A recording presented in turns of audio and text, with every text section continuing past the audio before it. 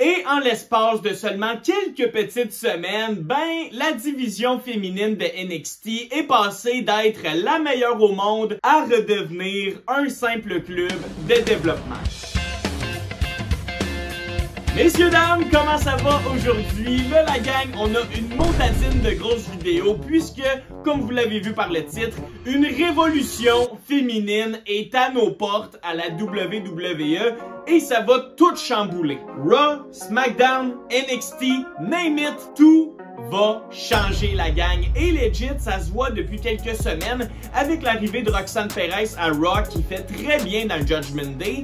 Et du côté de SmackDown, l'arrivée de Giulia qui est tout feu tout flamme, qui développe son personnage, ses belles couleurs et qui est même qualifiée pour le Money in the Bank. Et si on pensait que Roxanne Perez et Giulia allaient être les seuls à faire le saut en 2025 sur le même roster, oh boy qu'on se trompait la gang, puisqu'il y a des rumeurs partout concernant Stephanie Vaquer. Vous le savez, elle vient juste de drop son titre NXT contre Jessie Jane dans un moment incroyable qui a laissé la foule bouche bée, les commentateurs bouche bée. Sincèrement, je m'en veux de pas avoir vu ça venir. Jessie Jane contre Stephanie Vaquer, on aurait dû s'en douter la gang que quelque chose clochait, qu'il allait avoir un drôle de finish pour que finalement Stephanie Vaquer soit relâchée de ce titre-là, chose qui, sincèrement, pourrait être la meilleure décision de sa carrière. Donc là, je vous en parlais, le titre féminin d'NXT est autour de la ceinture de Jessie Jane. Ouais.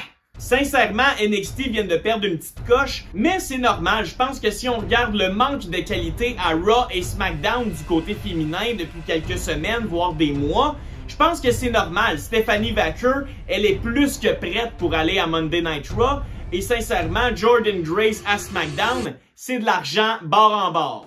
Rappelez-vous la gang en 2015 où on a vécu la Women's Revolution où plusieurs filles de NXT sont arrivées à Monday Night Raw la même journée. Donc on se rappelle évidemment de Charlotte Flair, Sasha Banks, Becky Lynch. On peut penser aussi à Bayley qui a commencé dans ces temps-là, à Paige qui a commencé une année plus tôt. Bref, en rétrospect, l'année 2015 a été une révolution pour la lutte féminine.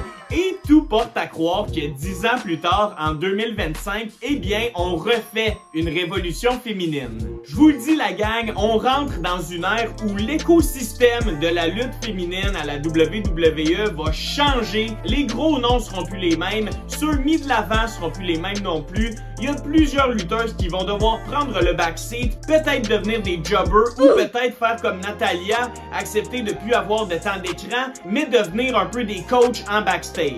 Un autre exemple vraiment facile de ce shake-up-là féminin, ben c'est la drop un petit peu de Becky Lynch qui est allée au statut du mid-card contre Lyra Valkyria et le titre IC. Sincèrement, c'est parfait pour moi, une fille autant expérimentée qui va donner un gros spotlight au milieu de la carte féminine. Et sincèrement, Becky Lynch, on va le dire, elle a tellement aidé Lyra Valkyria à se développer que c'est win-win pour tout le monde. Donc, je pense vraiment qu'on s'enligne vers ça. Les lutteurs vétérans vont prendre le backseat un peu. Et là, dans les prochaines années, on va voir l'éclosion de nouvelles lutteuses, la gang. Je serais pas surpris que Giulia gagne le titre US de SmackDown, elle qui a battu la championne US Zelina Vega pour se qualifier pour le Money in the Bank.